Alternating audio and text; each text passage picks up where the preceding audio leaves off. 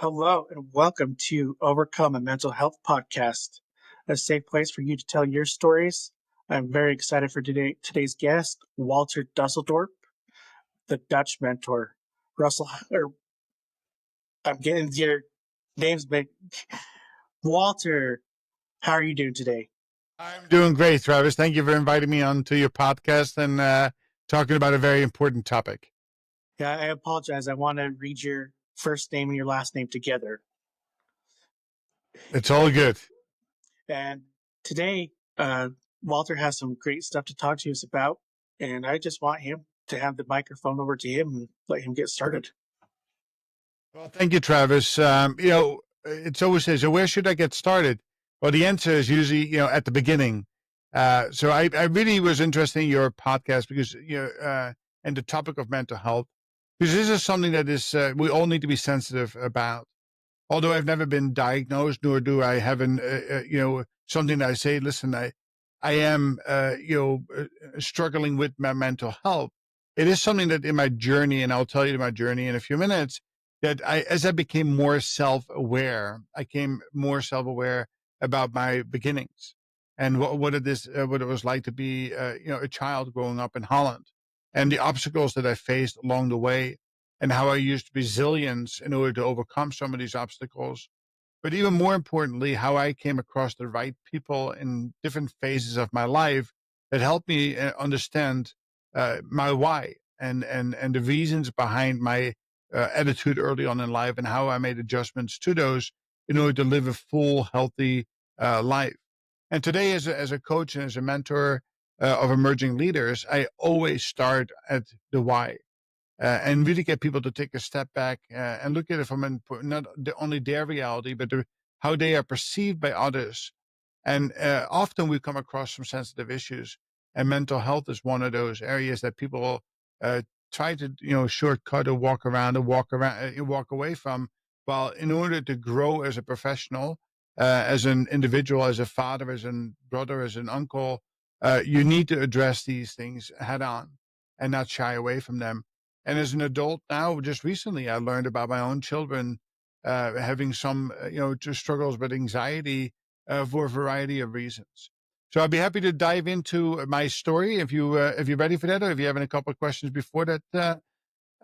No, go ahead and dive right into your story. All right. So again, I've written about my story in several book publications. You can find them on Amazon, but and I use that in the concept of how I became a business leader and how I became a coach or mentor. But it's always a little bit better to kind of put some color to it. So the Dutch mentor is not by accident. I was born and raised in Holland. I came to America when I was 18 years old. But really, to go back to the early part of my life, is that we were typical city kids, growing up in around Delft, Rotterdam, and then moved to a very small farmers town in the eastern side of the country, where all of a sudden we were looked at people who spoke proper Dutch in a community where they had strong dialects, where we did not fit in, and I certainly did not feel that I fit in well. And that was during my formative years, from the ages of first 3 4 years old all the way to 12 13, before you had to transition into the city.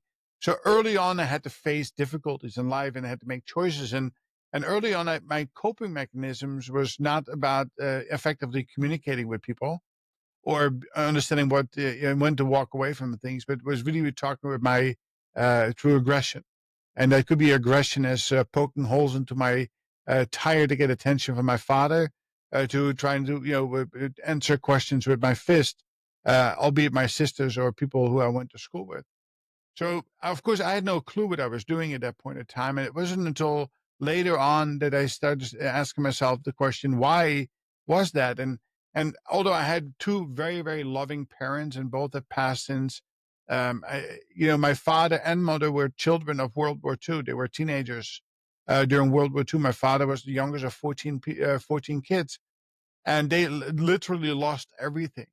And although my mother was openly able to communicate about her experiences, her traumatic experiences growing up in Utrecht, my father did not. And it really was something that today I can reflect back upon that and try to walk a mile in his shoes. But how it was for him to have grown up in World War II, and lost literally everything: his father, his mother, the riches of the family itself, everybody except for a couple of aunts and uncles who left Holland shortly after the war, moved to America, to Canada, New Zealand, and Australia.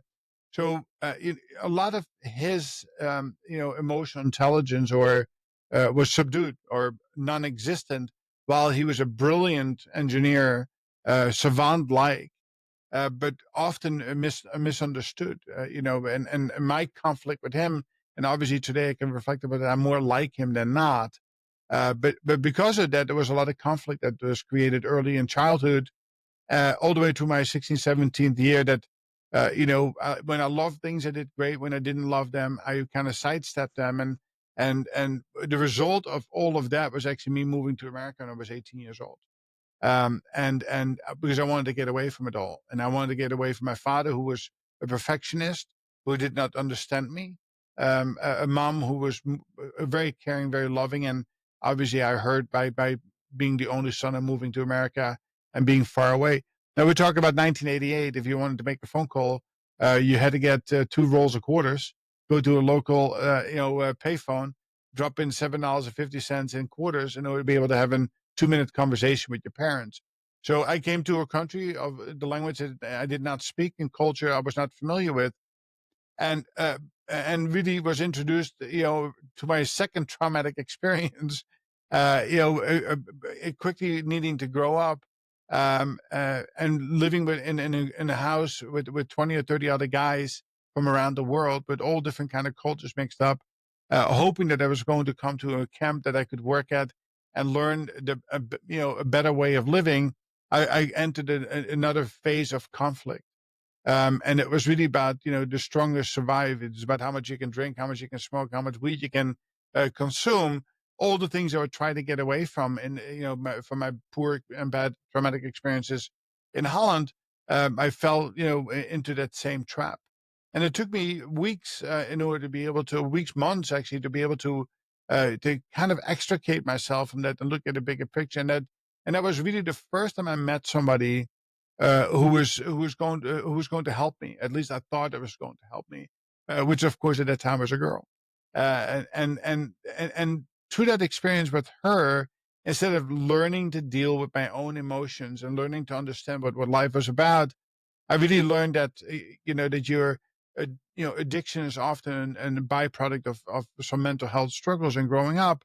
Instead of drinking and smoking, I used sex as another way of overcoming stressors, but all for the wrong reasons. Right? It is we did it together. It was all consensual, but it was all done for the wrong reason. It wasn't for love. It was truly for lust. And of course, the end result of lust is pain, because that never lasts. So through the struggles of growing up and really never understanding on the why behind it, it wasn't until 1989 I met Father Anthony Moore. He was a priest, a Franciscan priest, who worked at the Family Foundation, where lots of kids from New York City came up to learn to deal with their own struggles around recovery for alcoholism, drugs, and all kinds of other addictions.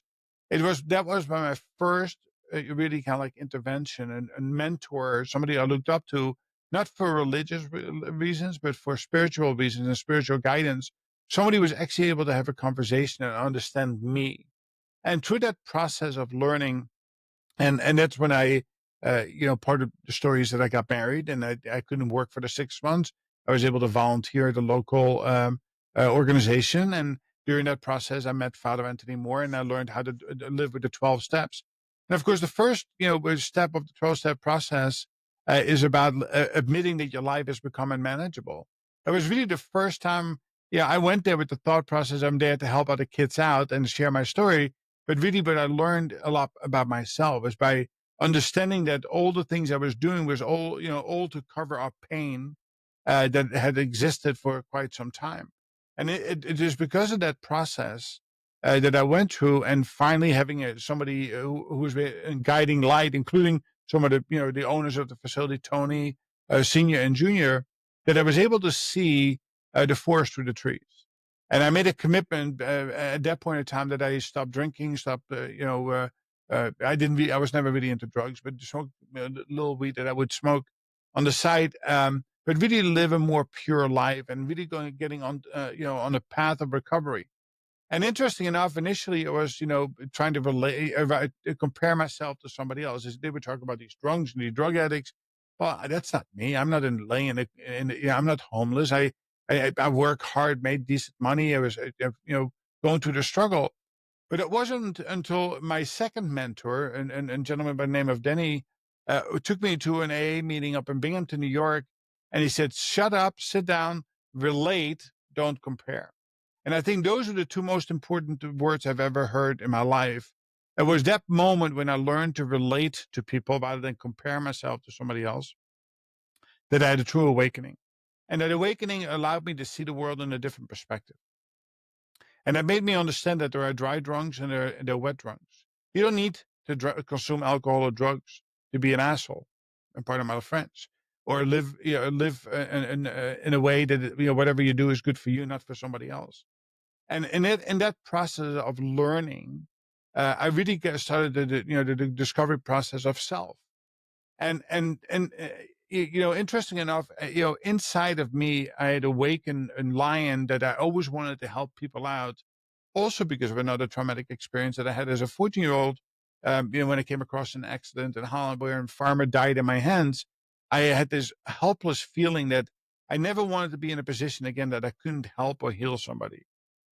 Although my initial drive was to become a doctor, but that got, that got sidetracked because of all the other issues I just talked about. When I came to America, my eyes were opened by, hey, listen, maybe I need to go into emergency service or become a fireman or become an EMT, become a paramedic. I can help other people out. And that's really when I went on that path. And that path, being married and having, the 3 kids, all these things really helped form and shape me. But it wasn't again until the next mentor stepped into my life that really helped me open up my eyes, not only in a personal way, but also in a professional manner. And that's really so, the key is to be open to these things and not to be resistant to outside forces to help you see, so to speak, the light. And this was the opportunity to not only be an individual provider of care as a paramedic, but to become a leader of others. And that's where I found the next joy of leadership. Right? You can really have an impact on not only one person, but through other people, you can have an impact on many. And it is through his guidance and his support and his providing the opportunity. But my attitude still was a little bit, listen, if I need to step over your body in order to get where I need to go, I'm willing to do that. But that doesn't get you very far, right? So through that process of getting a deeper understanding of, why I feel, why I think like this, and being able to really mitigate that, to being more outward thinking, be more caring, and really learning about emotional intelligence, being far more important than just having sympathy for somebody, feeling sorry for somebody, but then feeling for somebody. And in that process, I learn and grow. And that is really what helped me get into a trajectory to what I'm doing today. I'll pause here to see if you have any questions on the first part of that story. Just good stuff. Like, I really loved the bit where you were talking about uh, relate and don't compare, because I could take that into my personal life quite a bit, because I often find myself struggling with comparing myself to others way too much, and I'm sure the listeners can do the same thing. It is an interesting point, and I was just working with 2 clients this week about, they were getting ready for an interview for significant positions, and they were more worried about their competitors than they were worried about, how they were going. They said, listen, you can't compare yourself to anybody. You are unique in this aspect. You were offered an opportunity to come for an interview. Now you need to worry about how you present yourself to them and bring all the desirable attributes and the differentiators, because the other things don't really matter. Right? It's beyond your control. The problem is that if I start comparing myself to a negative brain will talk yourself out of every opportunity that's ever presented to you. Right. So that's where the next big lesson I learned in my life is that the brain actually has 2 parts, not only 2 hemispheres, the left and the right side, but it's really made of 2/3 negative brain and 1/3 positive brain. And we once you really get that deeper understanding that being happy or being positive is a bit of a struggle because the negative brain is that much stronger. The negative brain loves, these negative events that helps us or that we experience in life. So by learning to promote our positive brain, we can actually have a lot of influence on how we look at the world and how we experience the day. So, part of the readings that I require for all my student and mentees to do is to live, Eckhart Tolle, right? Living in the now, or looking at the positive quotation is another really good way to learning about the brain chemistry and how we are put together, how we function on a day-to-day basis. It is a simple exercise that I recommend is like when you get up in the morning before you swing your feet onto the floor, grab a notepad or your phone and write down or talk, speak into the microphone 5 words of gratitude. So, teach your brain to start the day off the right way. And that is something that, again, a lesson that I learned along the way. And by adopting that and repeating that throughout the day itself, you're more likely to stay on the positive side of the track than the negative. The problem is this: it is like a muscle, right? If we don't exercise this muscle every single day, it will lose tone, right? It will shrink. And before you know it, the negative brain will take over again. So it's very easy to fall into the trap of the negative brain. Now, luckily for me, I have never relapsed. After I made the decision, I don't drink anymore. I don't do any drugs anymore. And I'm on a path of recovery using the 12-step program. I actively used that probably for the first 20 years of my life and never thought about relapse, never wanted to drink because I understood for all the right reasons why I would be better off not doing these things. And I have zero regret of that, right? It is, but I understand today that if you work with other alcoholics or drug addicts or other people who are addicts, it is a struggle. It's a day-to-day struggle for some people, and that therefore often we look at it. The 3 types of people who enter the room is those people who come in and stay in. Those people who come in once don't see what they're looking for because they are comparing themselves and leave and have a life of struggle. And then you have people who come and go for the rest of their lives, and often when they don't come back, they have died.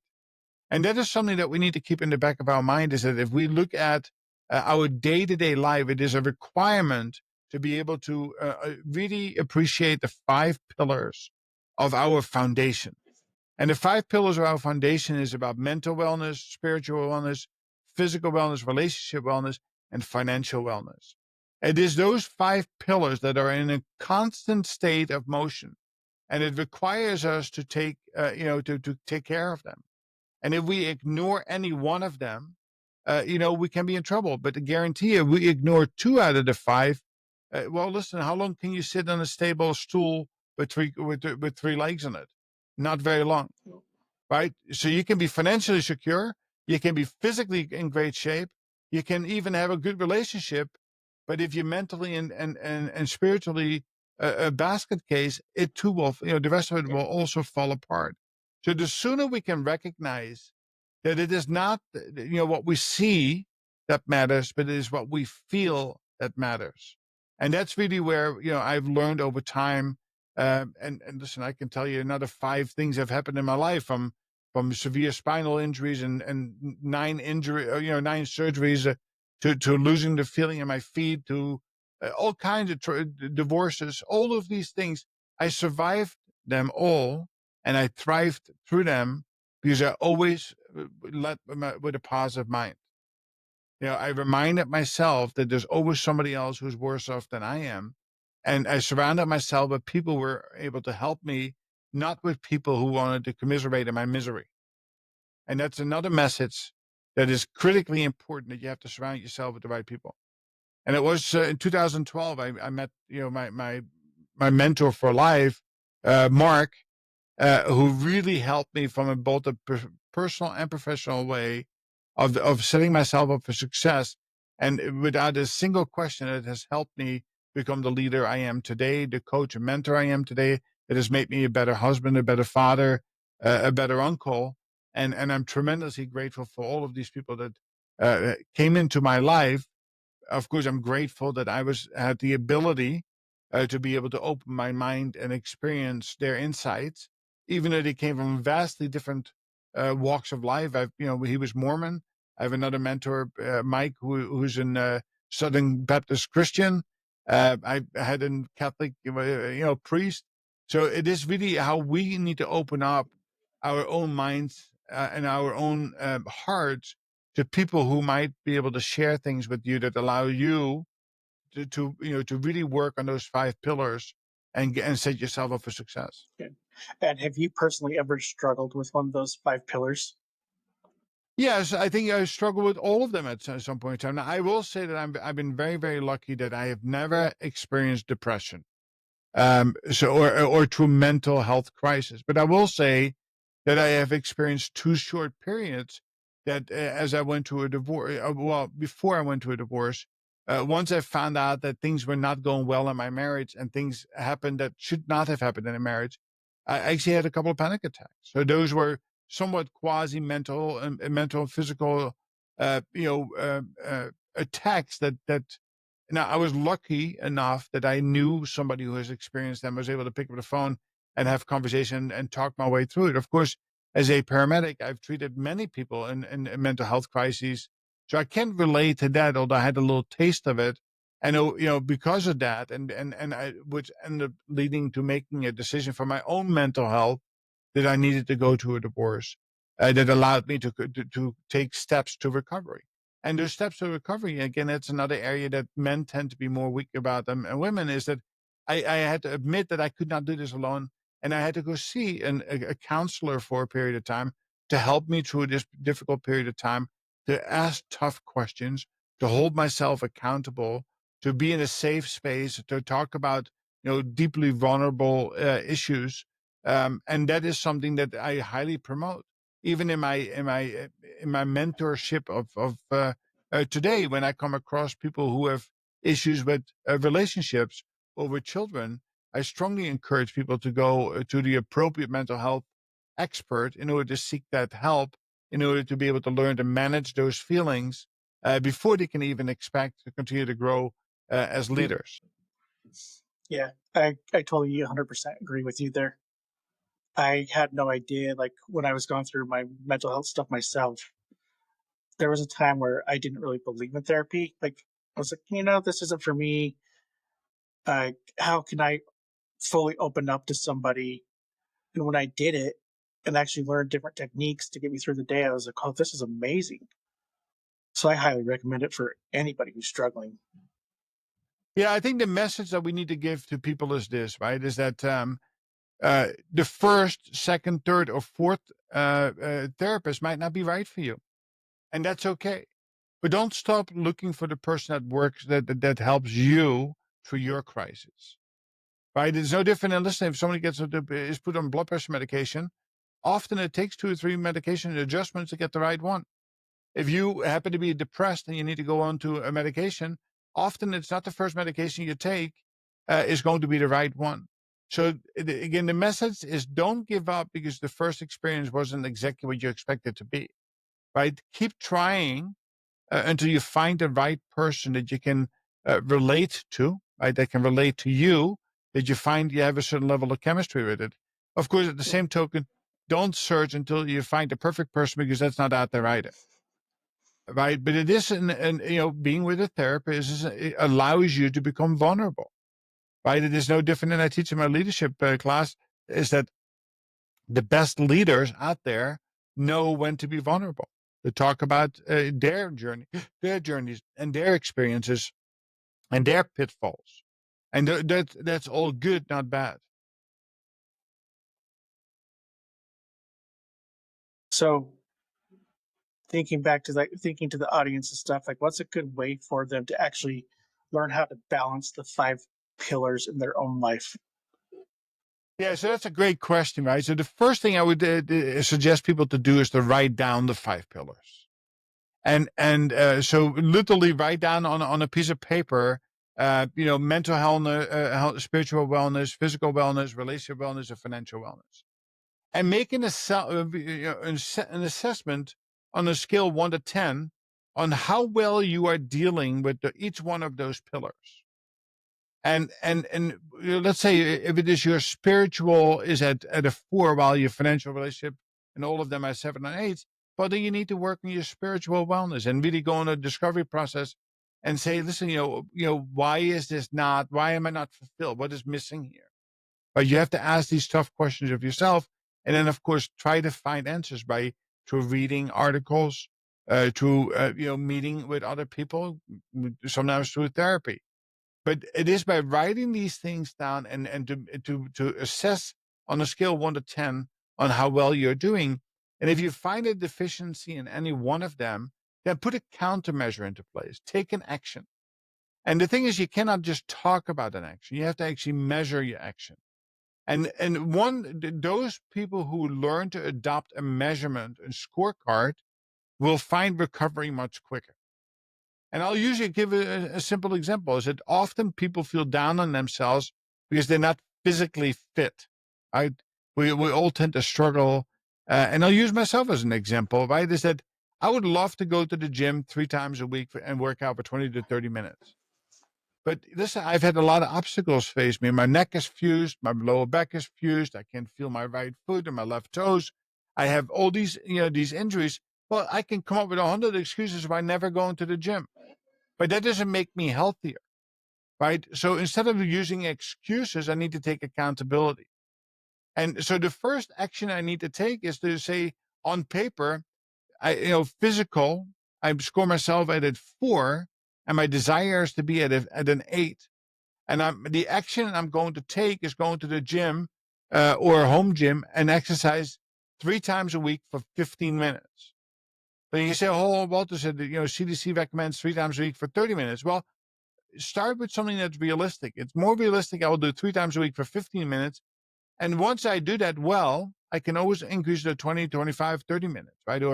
But the key thing is that to document it. So on my calendar today, I have 3 appointments on my calendar. So it's a reminder, visual reminder that I made a deal with myself on Monday, Wednesday, Friday to exercise.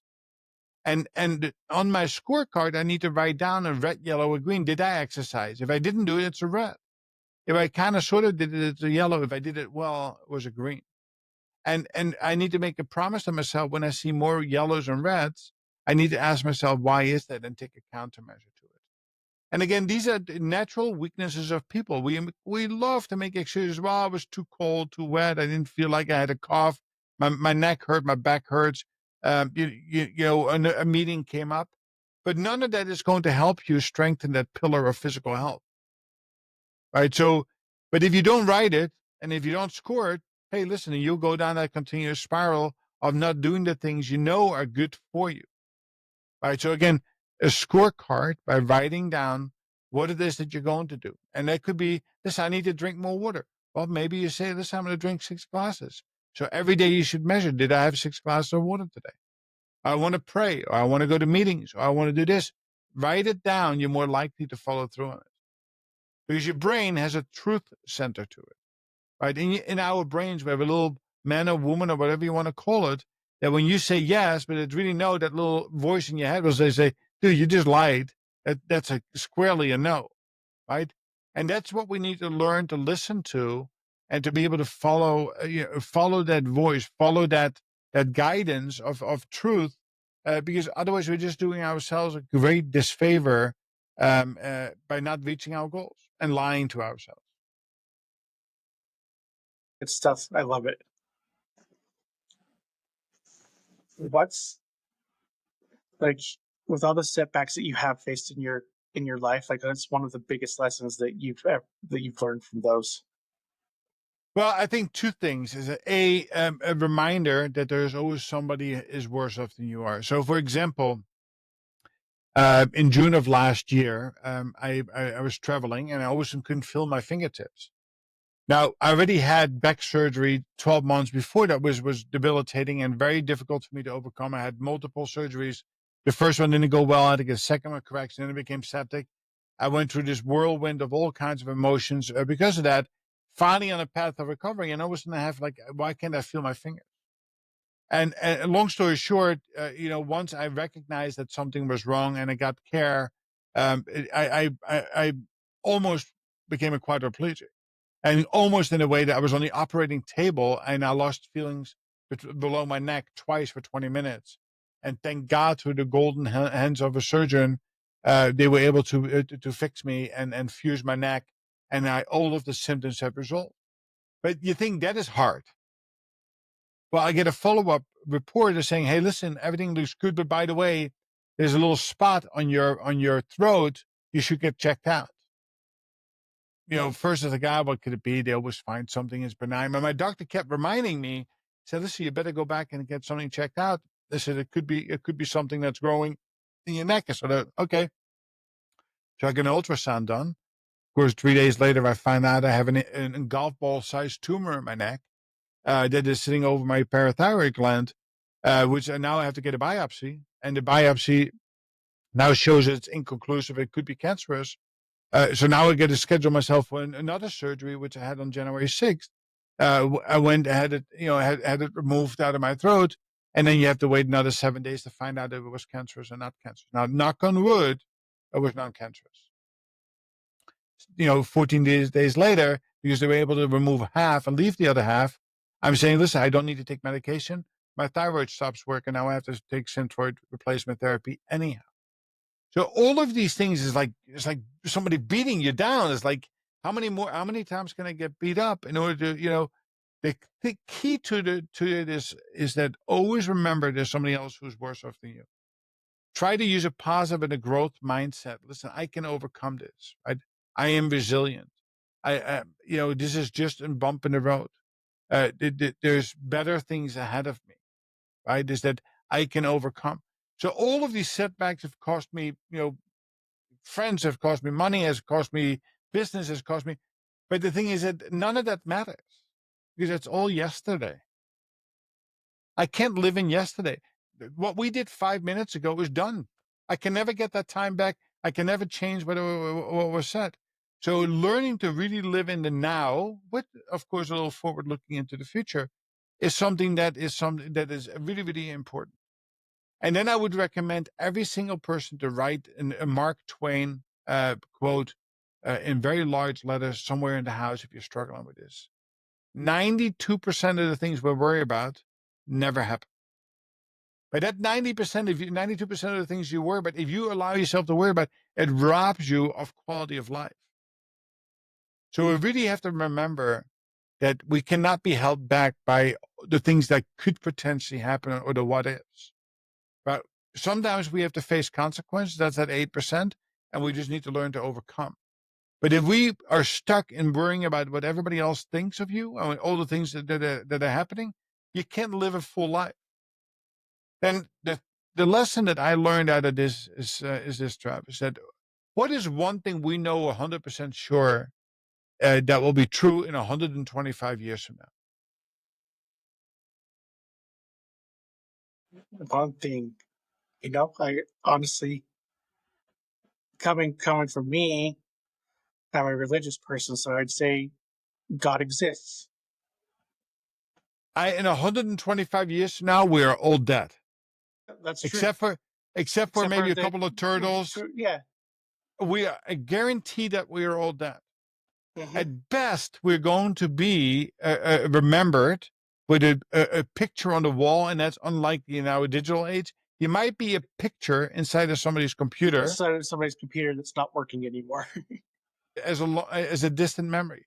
So Hmm. think about all the things that you worried about on how you're going to say it or what you're going to do or what job you want to have and or all that stuff. On the end of the day, does not matter at It, all. it doesn't make sense to worry about. Yeah. But we do this all day long. So we need to learn to worry less and to live our lives to a fuller extent.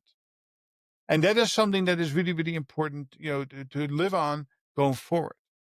Now, one of my mentors, Mike Versina, and I'll mention his name because he wrote a great book called, Leading with Your Upper Brain. It's available on Amazon. I highly recommend anybody out there to go pick a copy up because it's very, very important.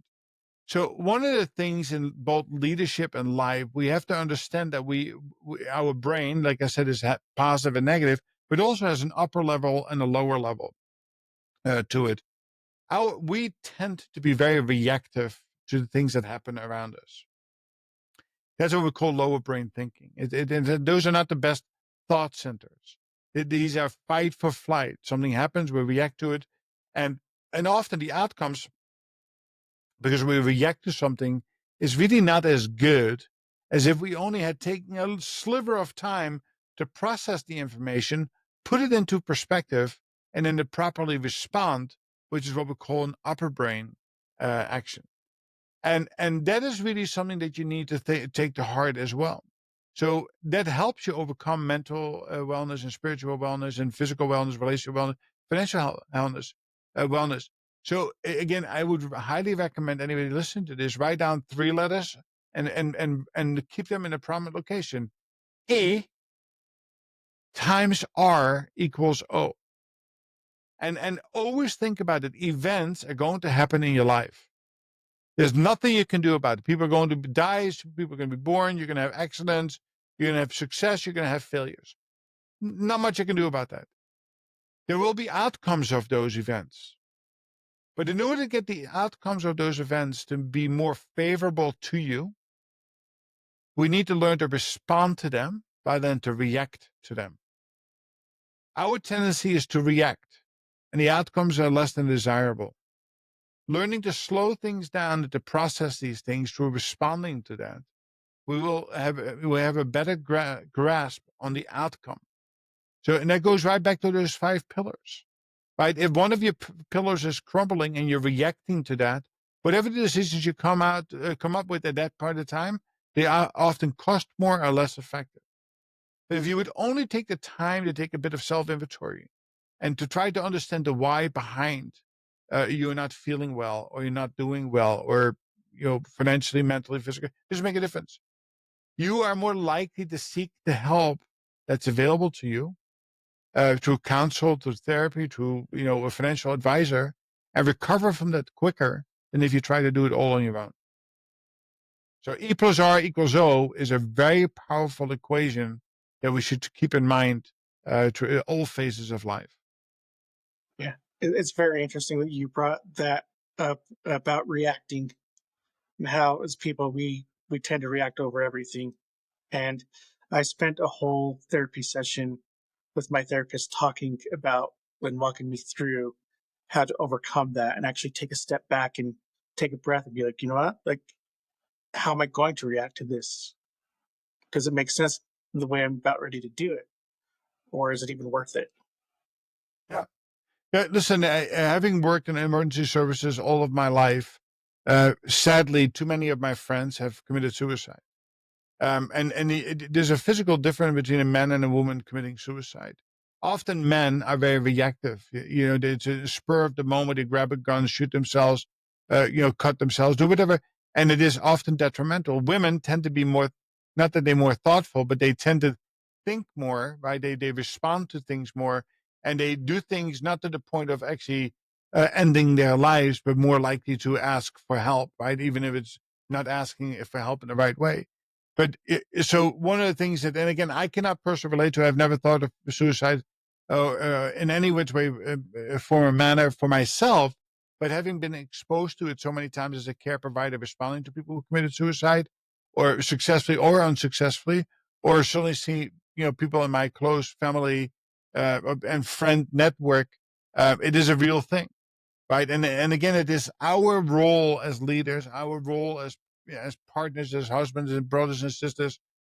Often people are acting out, reacting out in a visual way on Facebook or Instagram by posting things that we need to be more in tune by. Well, again, most of us are so absorbed in our own BS that we are not really in tune with what others are asking us or telling us, that until after something has happened, we go back to their page and say, oh my God, the person was screaming out for help for the last week or 2 weeks. And we ignored it. Now, I still say that suicide is one of the most selfless acts in the world. I think it is, it should not should not be celebrated in any which way, form, or shape. I think it is very detrimental for the people who are left behind, and exceptionally selfish for the person who does that. But it is our role as leaders to care deeper for the people that we lead, right, in our businesses, or that the people that we care for in our own communities. So we need to be more in tune what is taking place, which is preventative, not reactive. Yeah, this kind of goes back to something you said before. And this, I want to speak for just a second on those people that are feeling those suicidal tendencies. And you mentioned something about surrounding yourself with the right people. And I've personally struggled with suicidal thoughts quite a bit, like throughout the years. But once I figured out that I could surround myself with the right people, I know who to reach out to during those times that are really dark for me, so I can get a helping hand. Listen, Alcoholics Anonymous has they will tell you that it is people, places, and things that will ruin your life, but can also save you. Right? If you're an alcoholic or drug addict or sex addict or somebody who's depressed, don't go hang out where you are commiserating with other people in the same circumstances. Mm-hmm. Right? Surround yourself with people who can lift you up, who can listen to you, who can help you see the light, who can help you overcome. Right? But people, places, and things are critically important in all phases of recovery. Yeah, I agree. That, that this, I want to go back to being resilient and to somebody who's just trying to learn that concept of resilience and trying to be more resilient themselves. Like, what advice do you have for them? Like, how do they even start to develop that mindset? Yeah, so I think resilient is an EQ, right? An emotional intelligence attribute. So the first thing we need to recognize is that an EQ is like a muscle. This is not something I can pick up a book and read once and be really good at for the rest of my life and call myself resilient. This is something that needs to be exercised continuously. So resilient just means to me that it is not that I'm ignoring my feelings, but I'm willing to do the work to help me overcome those feelings and to get past those feelings, right? And if you surround yourself with the right people in the right place and the right things, you're more likely to recover from those. So again, if you only do it in the time of crisis, that's probably not the best time to practice these things. Right. So it's best done when you are feeling well and learning how to grow this muscle and understand, in other words, understand where the resources are that you need during your moment of crisis that will help you recover from it quicker. And resilient is about getting through the tough, the lows, and then learn to thrive again. And it's not about denying that you have gone through a low. It's not even about being ignorant that there will be a low in front of you sometime. But it is utilizing the resources that are available to you to be able to get through these moments. And we call these valleys of despair, right? In business, and and there's something that lots of people have experienced. Many leaders are not very happy leading. And they said, so why is that? They said, you were a wonderful, high performing frontline performer, and we promoted you into supervisor, manager, director level role, but how come you're not thriving? Well, listen, those people go to a valley of despair. They go from doing things to now being leading, but they don't know how to do these things, right? It is only through becoming vulnerable, admitting that I'm not capable, right? And seeking help, assistance, that you can then apply certain practices that can build resiliency that allows you to learn to thrive in a new circumstance.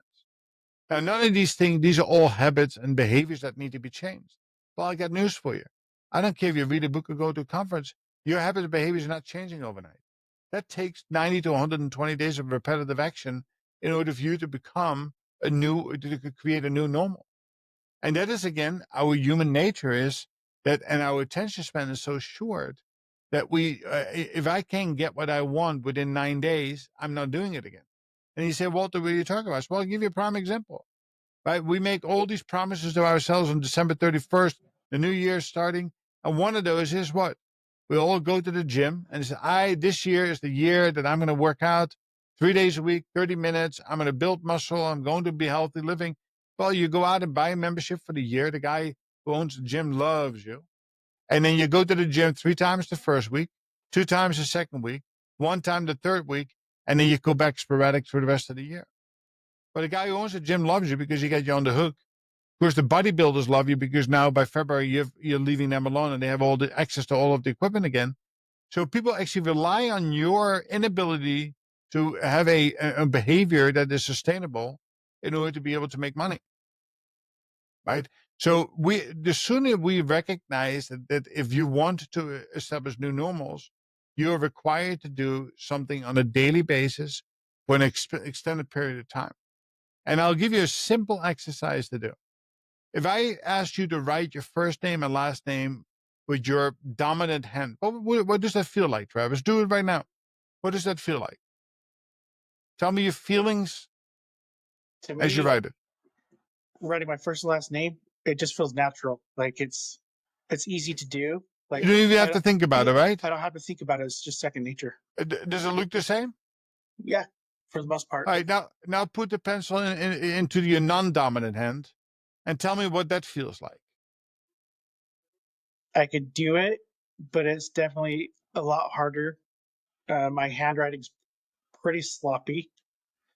I actually have to think about it more. I'm actually surprisingly doing a little bit better than I expected. Okay.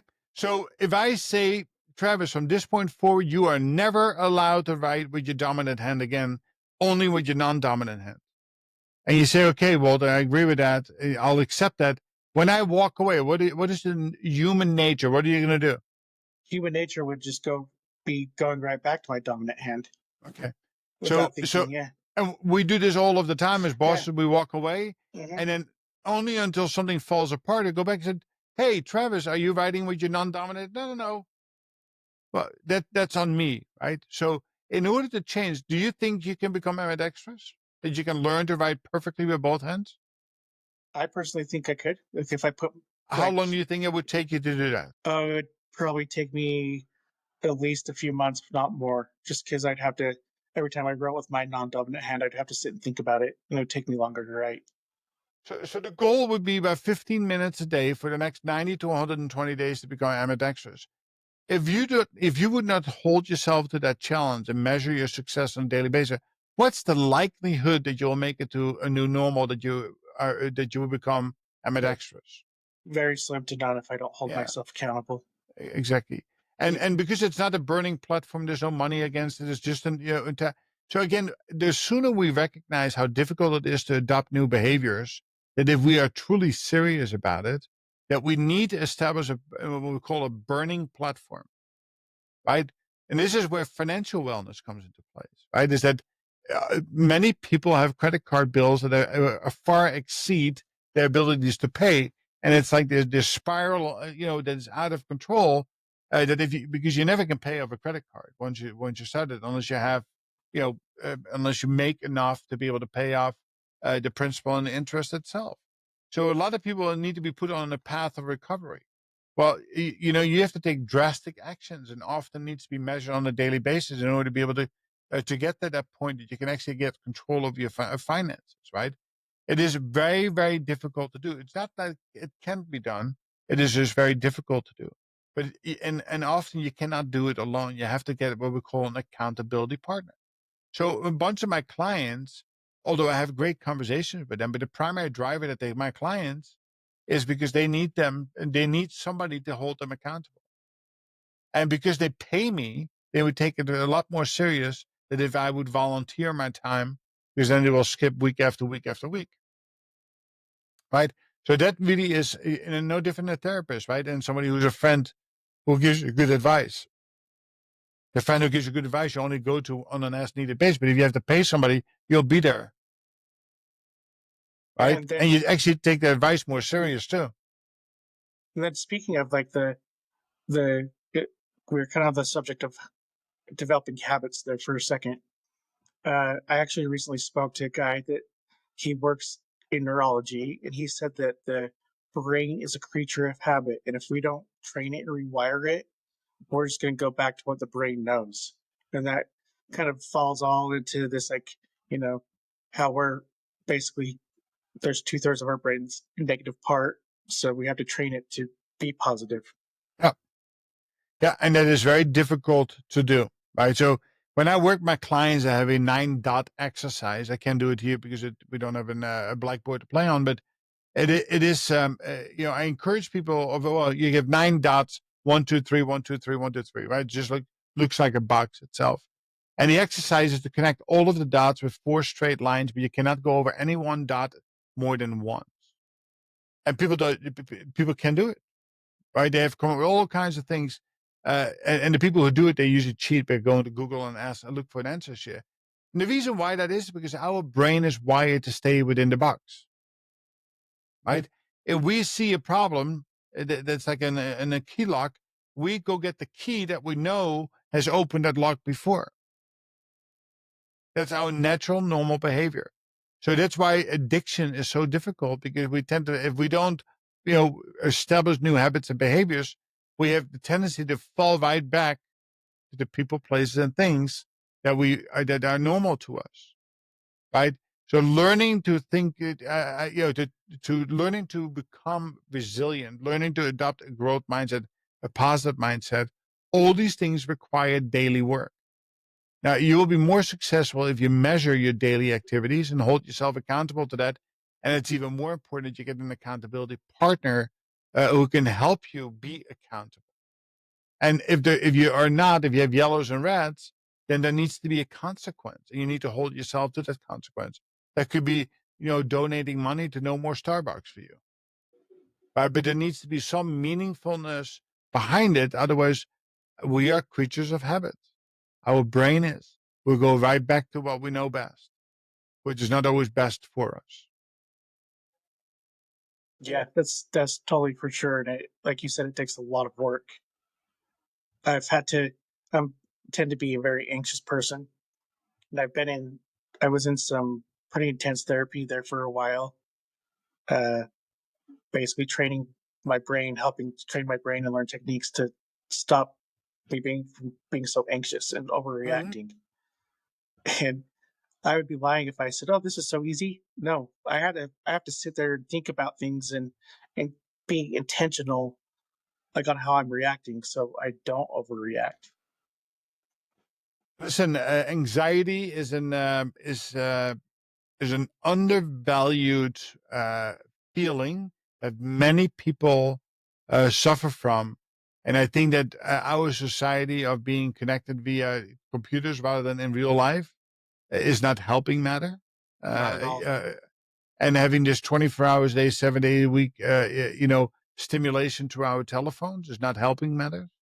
Shying away from spiritual or religion is not helping us. Again, there's a reason why we have a mental health crisis in this country, right? Because it is all for the obvious that, the family values that we talk about, um, uh, you know, and having some level of spirituality. You don't even have to be religious, for that matter. Is something that we need to go back to. Right? And I think that we're going through a bit of a transformation in the country today. That people are starting to see, at least a segment of the population, is starting to see that there's value to these things. But it also causes a tremendous amount of anxiety on the flip side. Yeah. Anxious over things that will never happen. Mark Twain, 92% of the things you worry about never happen. But Yeah, I and can I tell always you that. But if you don't believe that, it makes no difference. you talk about the spirituality and how it needs to come back and how we're missing some of it. I always tell people one of the things that I like to say is like we need to build a foundation and build a foundation. For me, I built that foundation upon God, and somebody else it might be just like a higher power. Like I just say someone higher than yourself. Like it doesn't matter who or what you believe in, but it helps stabilize you. Yeah. It is, and then the key is to not judge you or Mhm. me for what I believe in, right? I'm Exactly. supportive to whatever you believe in. You're supportive of whatever I believe in. If it gives me, if it gives me peace, if it gives me tranquility, if it gives me, makes me resilient, hey, I'm all for it, right? It is, and it is not. Again, it goes right back to the saying that I gave you first: is that we need to learn to relate to each other, not compare to each other. Right. It's part of the reason when I teach leaders, have conversations with your team members and talk about the things that you love, right? What are the 6 values you hold true? We might be from all different parts of the world, but often out of 6 values, 3 of them we share. Spirituality, family, love of animals, maybe a sport. We can relate to these things. And that's where we need to start building true relationships and partnerships on, because that, on the end of the day, is going to help us. I full on agree. Well, is there anything that we have not talked about that you would like to talk about? No, so the only thing I would say as a parting word, parting words is that we are all leaders. I don't care if you're a leader of one or if you're a leader of many. We should not shy away from really having a much deeper understanding of self. I always encourage people to go online and go to look up a TED talk that labeled or titled "Starting with Your Why." It really, have such a tendency to talk about our what and how that we don't take enough time to really understand what makes us tick. And why is that important? Well, 68% of the workforce today is at or near burnout. 72%, oh, sorry, I think it is like 22% of the people actually love what they do. That's scary. You're going to be spending more time away from your family at work. And why only 22% of you really love what you do? So you owe it to yourself, because you only get one life to live, is to really understand your why. What is it that you can do or want to do? So I'll leave you with what I call the 4 P's. And if you're fortunate enough to connect the 4 P's, you will live a better life, a better balanced life. So it's always about finding your purpose and passion in your heart. If you can connect your true purpose and passion with people and processes where you can have a meaningful outcome, you will find joy in your life again. And the sad truth is that most of us are not connected to our true purpose and passion, because we don't even know what that is. No, it has never taken the time to raise self-awareness to the point of really understanding what is my true purpose and passion. What is my true differentiating superpower? So I would encourage people always go onto that journey first. Anybody that is interested, you can go to my website at thedutchmentor.com. I work with leaders across all industries. This is something you should do for yourself. This is something should do for the people that you lead. Book a free consultation. We can have a chat about your life, your experiences, and see how that can we can have a positive impact on you and your team. And if there's an opportunity to collaborate and buy into some of the programs that I offer, that is great. If not, we will have a nice conversation. Hopefully, we take away a couple of things that will better our lives and the way we lead or the way we live life ourselves. Perfect. And other than your website, do you have any social media that you'd like to guide people to? Yeah, you can find lots of clips on YouTube and on Instagram at the Dutch Mentor. You can go to Amazon. I think published like 9 or 10 books that you can pick them up. All of them are like $10 or less. All of them will add value to your life in different phases of your life, either personal or professional. There's even a little children's book that I strongly encourage people to buy and utilize for their kids, where they have an opportunity to write about their feelings on a daily basis. And this is not about writing words. This can be just using colors and pictures. But it is exceptionally important that as parents, as people, that we start talking about feelings much sooner in life and normalize these things. The sooner you get to really understand your feelings and help them understand what how to work with those things, with those with anxiety or happiness or anything in between, I think the more prosperous, the better lives they will live. Awesome. Well, thank you, Walter, for being on the show. I admire you and your positive mindset. Uh, Thank you all to those who listened. And you can find us at Overcome Pod on Instagram and YouTube. Um, the best thing you can do for us right now is share, like, follow, subscribe, do all of the above. And especially the sharing part. Like, if you feel like what you're hearing, please share it with a friend. But thanks again for listening. Until next time.